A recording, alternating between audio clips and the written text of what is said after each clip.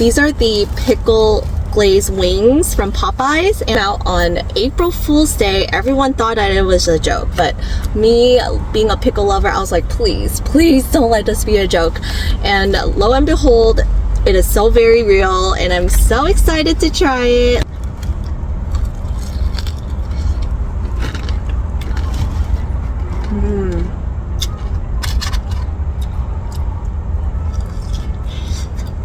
Oh my god.